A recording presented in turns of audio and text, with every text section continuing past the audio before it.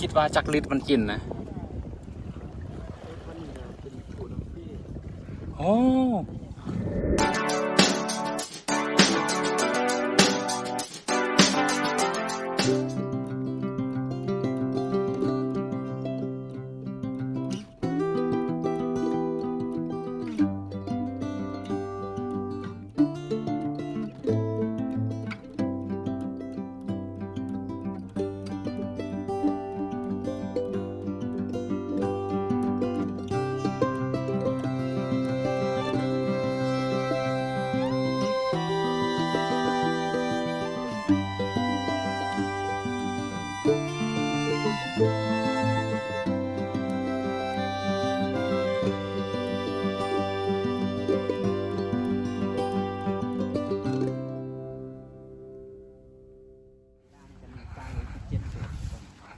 ก็เลยไปขี่ช้าง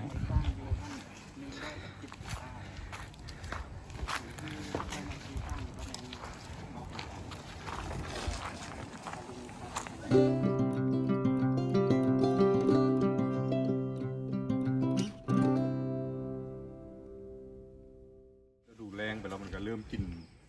ประเภทหากไม้ประเภทเปลือกไม้มันจะว่านเนี่ยมันจะกินตัวนั้นไปแล้วมันจะรู้วิธีดูแลรักษาตัวมันเองที่ว่ามันสามารถซอกพืชซอกสมุนไพรอยู่ตามป่ากินเพื่อรักษาตัวมันเองรู้ว่ามันจะกินตัวนี้เป็นอันดียังตัวร่างกายมันรู้สร้างนี่มันน้ำหนักมันถึงอยู่ที่สุดตัวผู้นี่เนาะถึง4 ตัว 5คนนี่อันของ2 คน3 คนยองล่างมันนี่ประมาณมุ่งเอาอะไรเฉลี่ย200 โลบอสมีแต่5%ของน้ำหนักร่างกายมันสื่อว่าเราขี่ม้าอย่างมีตัวหนึ่งมีแต่ประมาณมุ่ง200-300 โลตัวอย่างง่ายๆนี่ก็คือซ้ำกับเราออกกำลังกายได้เปล่าคิดเขาเปท่องยางลิ้นออกกำลังกายสิเนาะ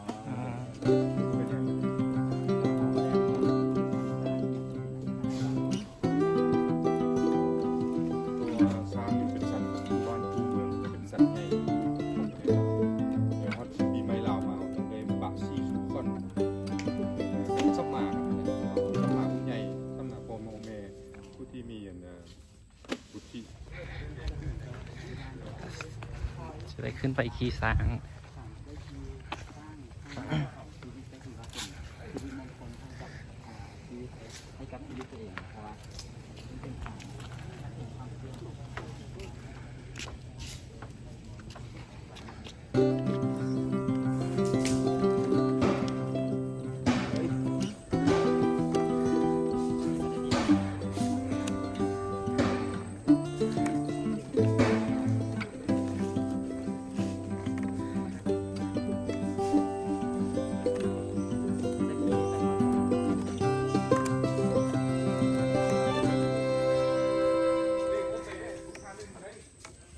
อันนี้จะเป็นทางมันลงเลยบอก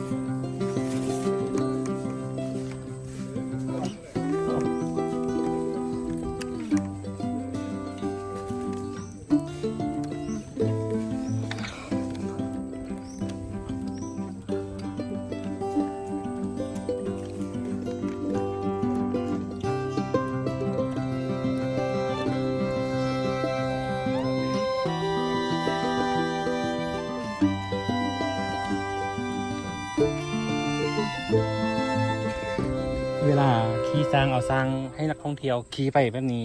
จักนาทีช้างนึงรู้สึกว่าเมื่อยจักสมองบางเดือนจะมีบ่มันจะมีเป็นชั่วโมงบางเดือนคือกินได้พักจักนาทีเขาให้ช้างพักเป็นชั่วโมง2 ชั่วโมงคือให้ช้างพักเทื่อหนึ่งโอ้มากเลยสร้างฟิล์อ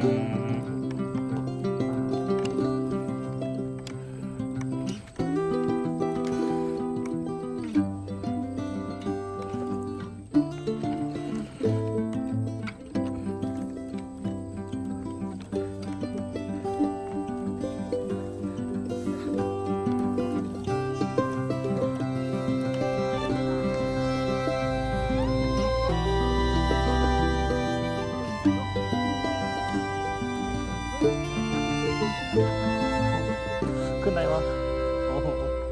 โอ้ยความแท้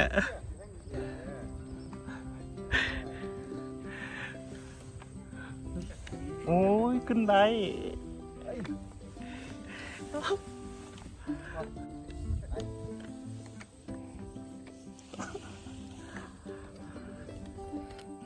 เอาขี่เข้าป่าใกล้บ่เข้าป่าเนี่ยเอาโค้งนี่ติอืมเป็นขวานซางนี่จักปีละอ๋อต้องได้ฝึกก่อนเป็นบ่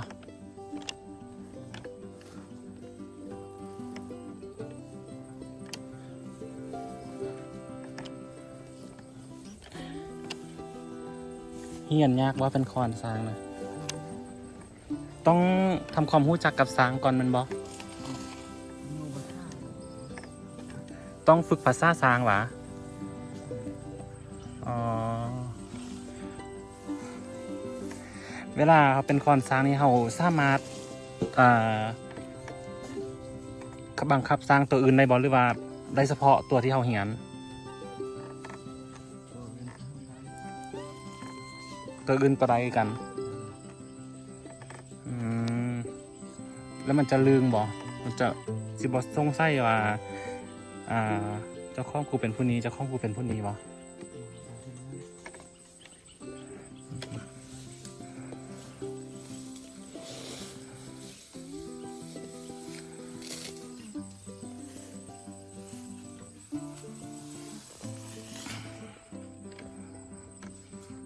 อันนี้เป็นปกติของมันเลยมันบอที่ว่า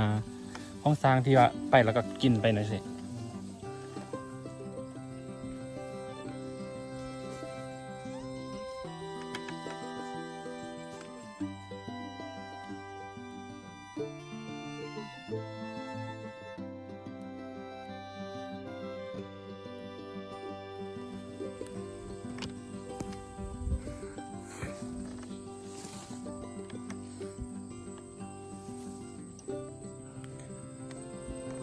เฉพาะตัวนี้บ่ได้30 ปี มีลูกจักโตแล้วยังบ่ทันมี จักปีสร้างถึง3,000มีลูกได้ถ้าเป็นสร้างแม่12 ปี2 ปีบ่แม่นเวลามันยังน้อยใช่ไหมจักปีมันสามารถถึงสามารถมีได้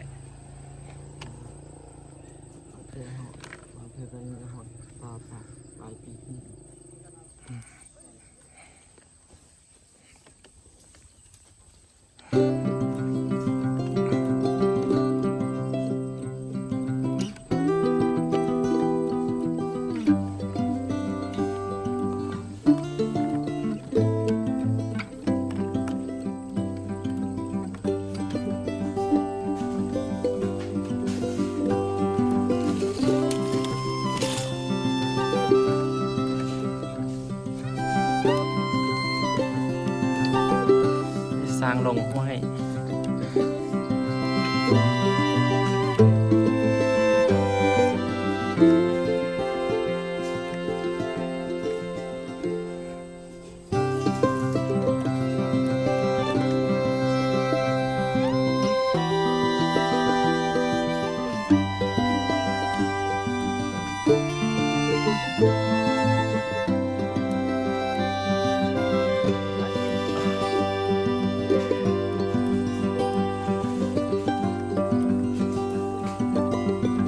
มักเล่นน้ำอ่ะ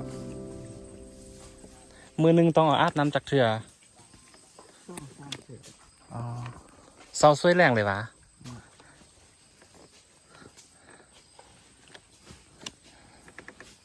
ถ้าบ่ออาบนี่มันจะใจหายบ่ ถังหมักน้ำครับไป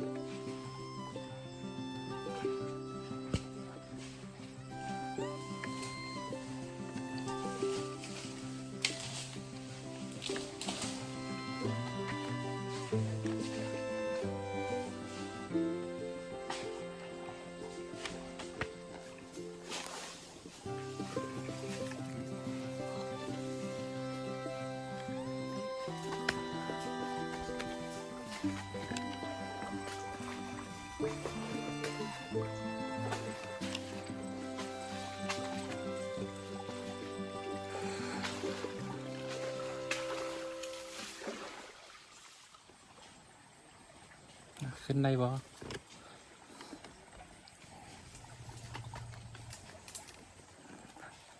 เฮ้ย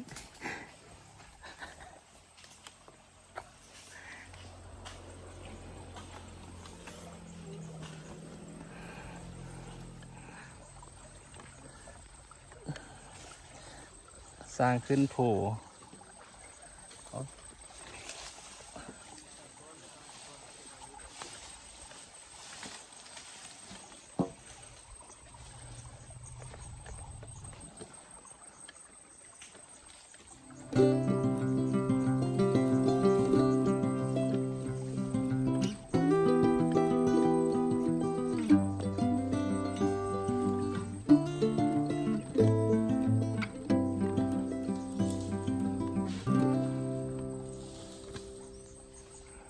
ลงอัน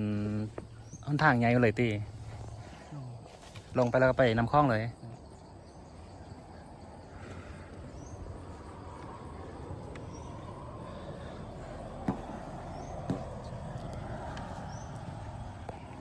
โอ้โห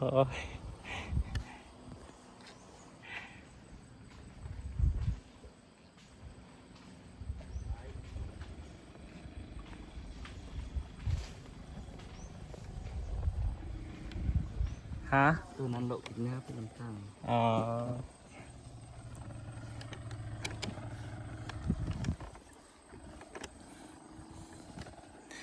มืออันเอาอาหารให้สร้างกลิ่นออยสิหมดไล่บ่ต่อมือนะ กินครับบ่มีเศร้าเสียงหากินบ่มีกระเพาะ อ้าวแม่นหรอก็คือกินได้ตลอดเลยอ๋อ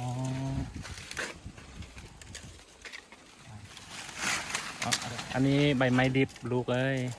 มันเป็นลูกว่าจะปันนี้เป็น เป็นเอื้อยเห่านี่30 ปลายสร้างตัวนี้เป็นเอื้อยละ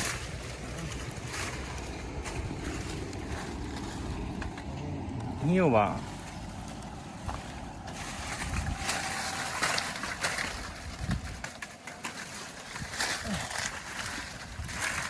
เอาไม้ดิบนี่กินวะ กินเปลือก อ๋อ เอ้ย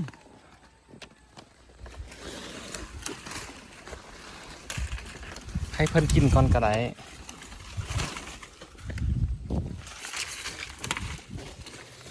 คือเอากระซาเอากล้วยให้กินนี่มือหนึ่งหมดจากกระซา กินบ่เหมาะกินไปบ่อิ่มกินแล้วอิ่มมาแล้วนี่เลือกกินนะ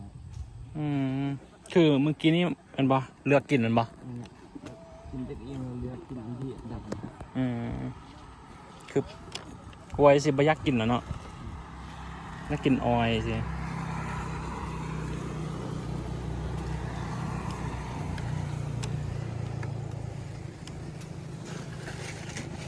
สร้างงอนบ่มีบ่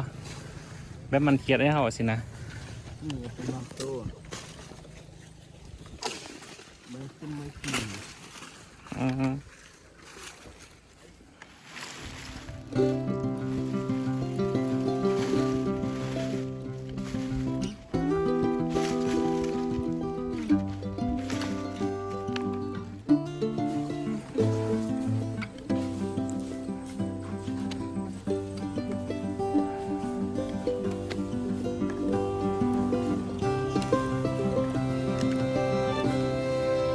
ขึ้นอีกแล้วขี่อ้อมไปมาฮอดแม่น้ำคลองนี้ทึกจักนาที มันซาไว้บางทีเราตาเขาเป็นชั่วโมงอย่างนี้ อ๋อ จะมีซากว่านี้อีก นั่นแหละ ซาเพราะว่า เพราะหยัง คือแก้มที่เขามีให้ อ๋อ เราเอามาทำให้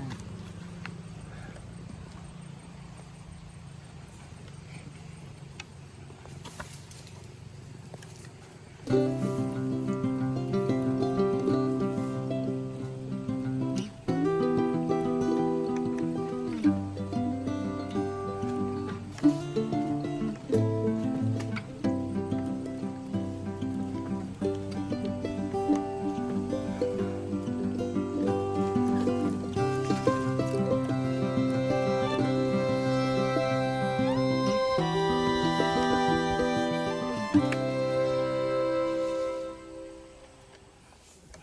อดแม่น้ำคลองละ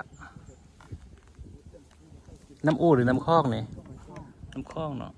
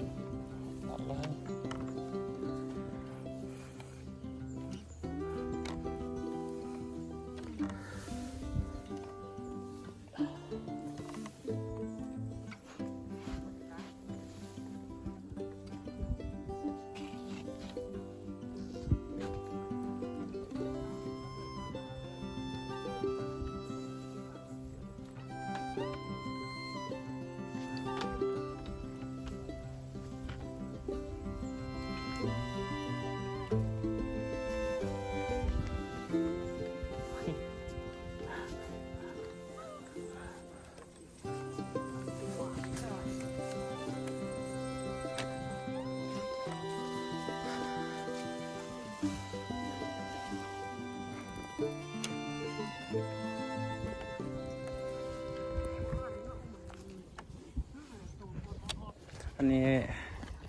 เพิ่นมาอยู่ท่าป่ะโอ้ยให้อีกข้ามไปใส่ข้ามไปทางฟองพุนนี่โอ้ my god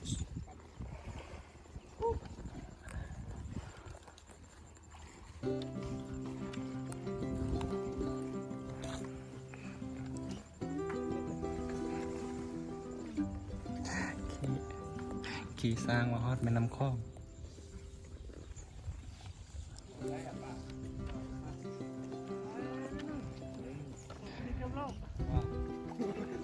นี่ฮะป่า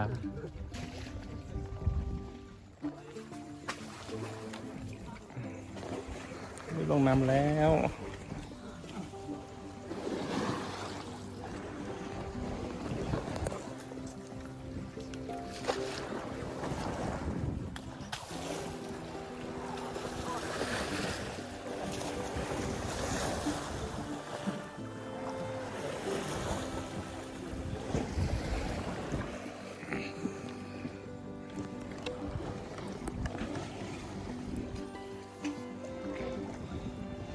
สิอัพนี่หวะ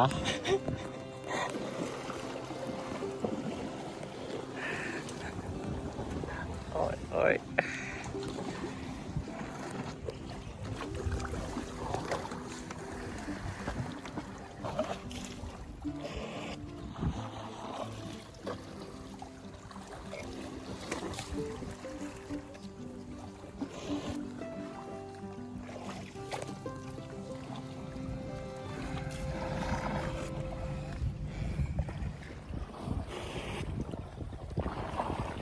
แล้วสร้างลงแม่น้ำคลองก็จะเอาสร้างอาบน้ำ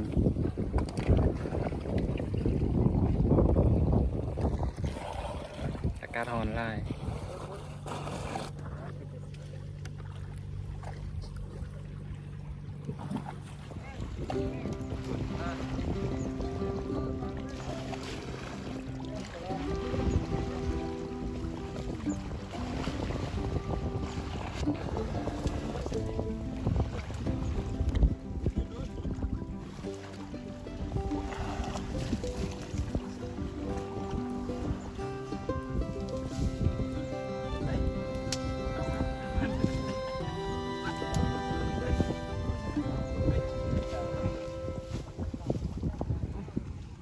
อันนี้สร้างกินน้ำหมากินไล่เนาะกินซ้ำตัวแล้วเนี่ยคิดว่าจักลิตรมันกินนะโอ้ไล่โอ้โนกินไล่100 ลิตรสนะ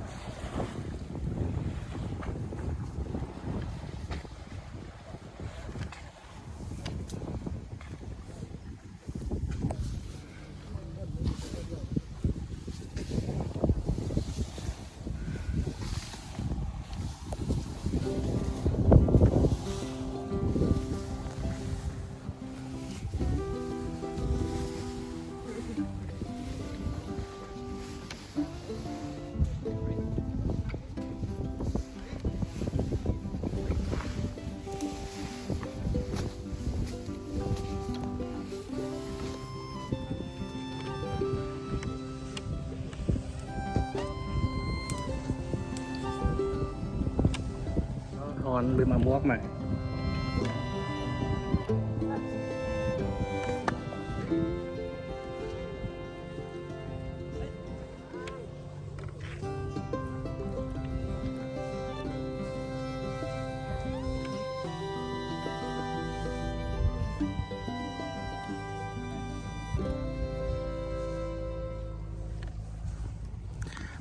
บอลสร้างอาบน้ำแท้เอาไปลงใส่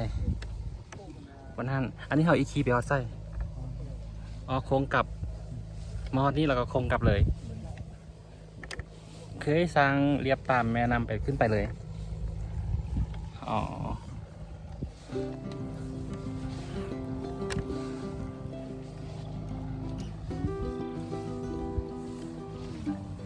ทุกครั้งก็จะเป็นเส้นทางเดียวนี้เป็นปะ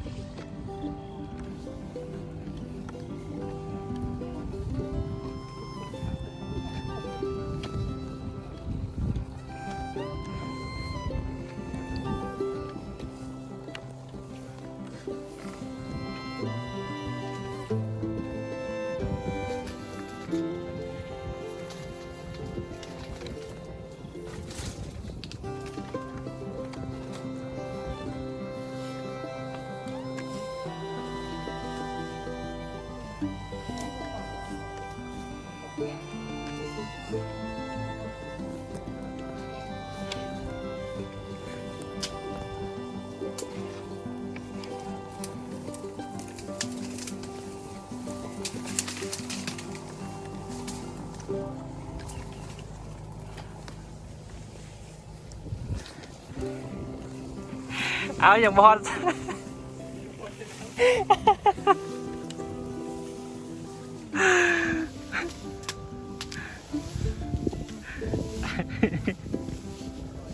อยากประมาทเถอะ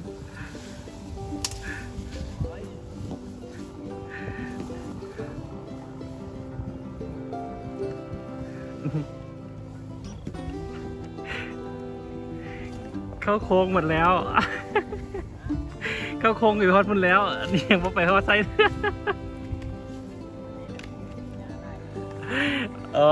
หิ้วดิ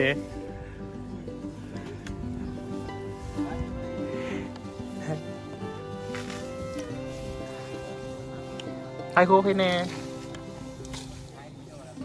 โอเค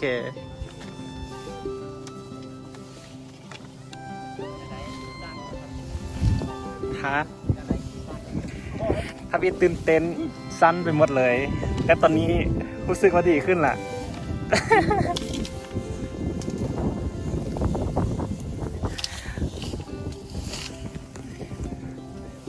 ตอนขึ้นทำอิฐนะรู้สึกว่าทางจับสร้างนะแบบกระดึมไปหมดเลยไม่เคยจับสร้างนะ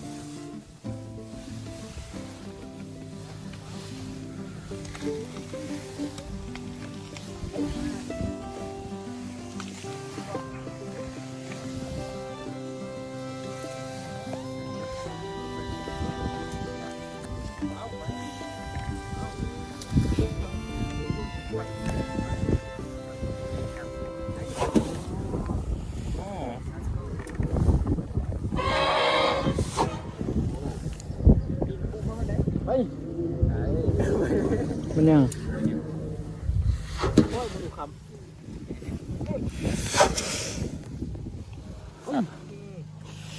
เป็นยังการขู่อ่ะพวงป่าใหญ่ขึ้นไปครับโอ้ย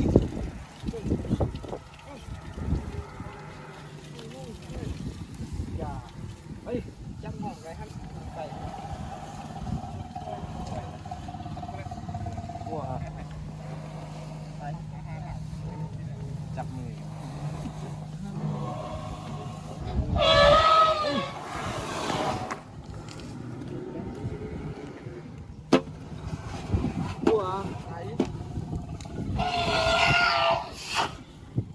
โอ้ยเนาะไปเป็นยัง ย่อกัน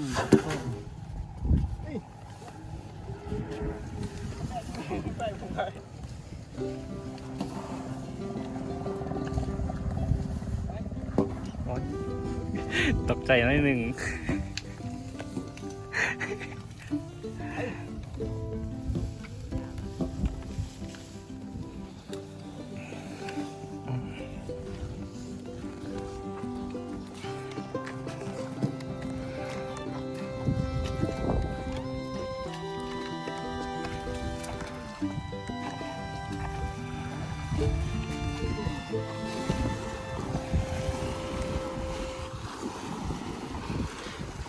เมื่อกี้มันเป็นยัง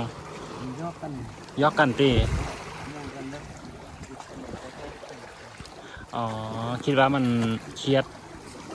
ปียังกันสนอกมันก็มีบ่อุ้ย ทำท่าเอาน้ำพดใหม่เดี๋ยวข้าจะรูดน้ำใส่คืนซะ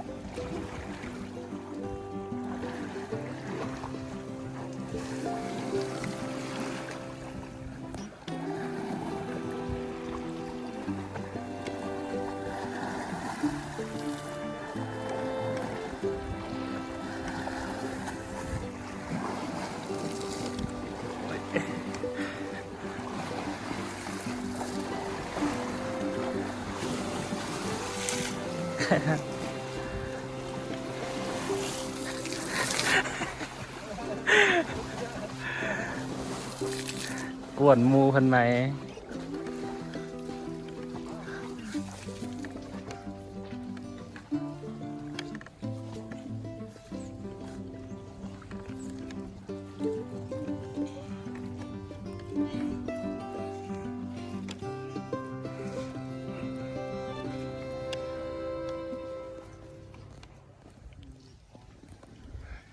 อันนี้มันขึ้นทางรีสอร์ทแล้วมันอะ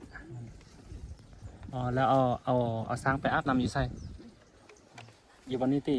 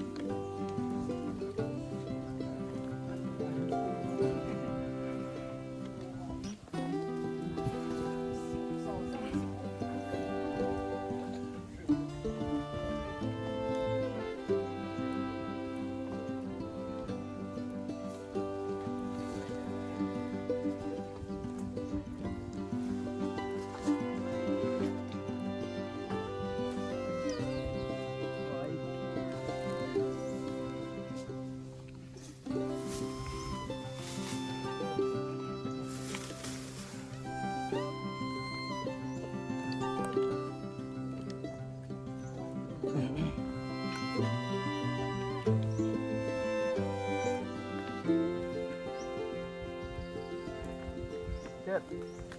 ตาแล้วเนาะ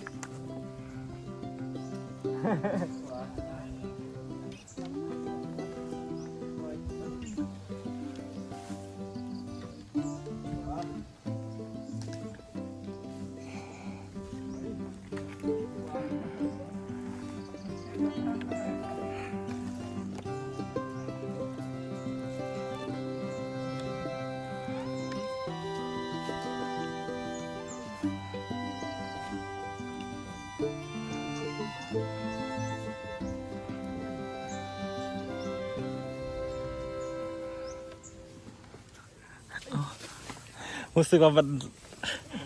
แลนมานี่ กันเที่ยงกัน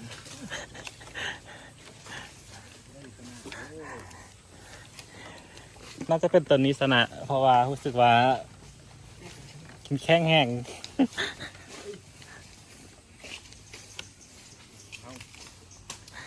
ไป อันนี้ซ่องตัวนี้จะเป็นซ่องเศร้าเลยไหมล่ะ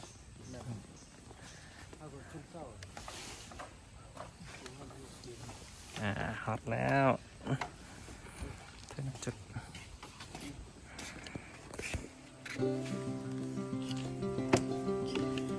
ขอบใจ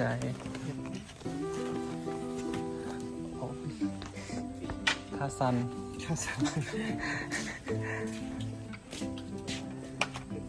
เจ้า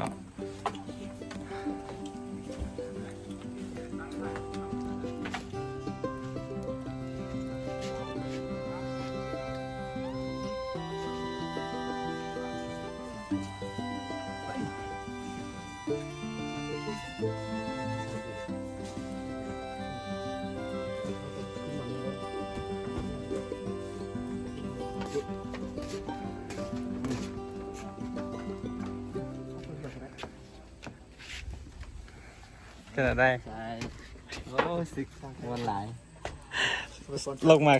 ค่าซันเนอะ ไม่สิมีหลาย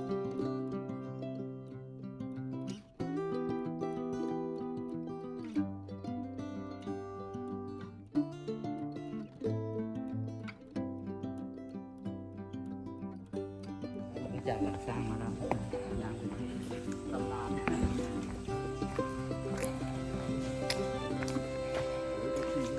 ที่